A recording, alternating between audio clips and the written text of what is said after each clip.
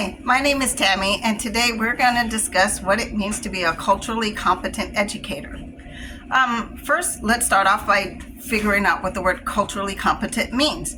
It means that you take into account the whole culture of a person. Like, for example, if somebody tells you, oh, I treat everybody the same, no matter what color they are, I don't even see color. That is politically correct, but it is not culturally competent. To be culturally competent, you take into account people's individual needs. Like, what I mean is, cultural brings the whole viewpoint into range, like how a person dressed, their customs and communication. All of that stuff is part of who a person is, how a person learns. So if you don't take that into account, you can't consider yourself culturally competent.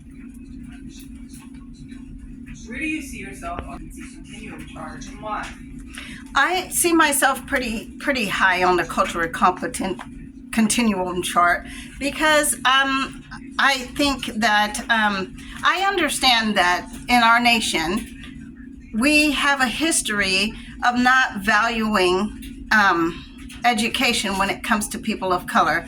First, we made laws that denied an education to people of color, and then we made, thanks to Percy, the law that said that separate but equal is okay. And then we moved to the Brown Board of Education in 1954 that stated that that was unconstitutional. And now we have what's considered residential grouping of people by races.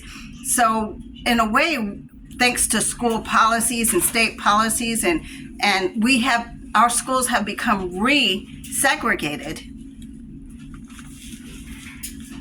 What will it take for you to get to the next step or to deepen your cultural competence, including understanding your own personal bias? Well, I think to understand your own personal bias, because we all have them, takes self-reflection.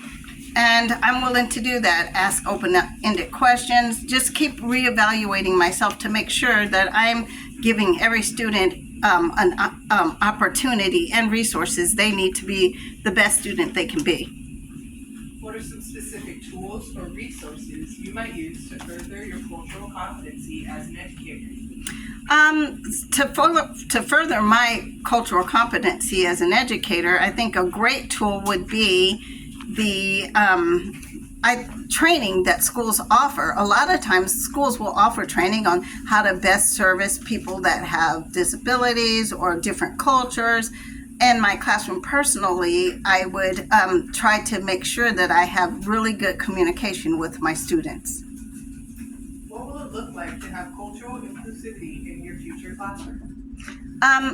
What it's going to look like for me to have cultural inclusivity in my classrooms is that I plan on, first step, learning each student's name or nickname, and that way every morning I can greet them by their name.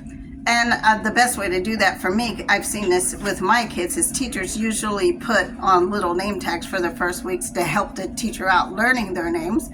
And then I will ask, like I said, I will try to make sure that I create an environment that students will feel safe in, like maybe having them be a part of the process when we're making classroom rules of conduct. How will you ensure you are respecting students as individuals with differing personal backgrounds, perspectives, and interests that do not align with your spiritual beliefs or moral values? Well, if I run into a student that doesn't align with my personal beliefs or moral values, like, for example, if maybe their parents raised them as a racist, it could happen. They will still have to conduct themselves with the rules that are set up, and for the classroom, they have to treat each other with respect. I want them to have self-respect for themselves, but I also want them to treat their fellow students with love and respect. And that is how I plan on handling that.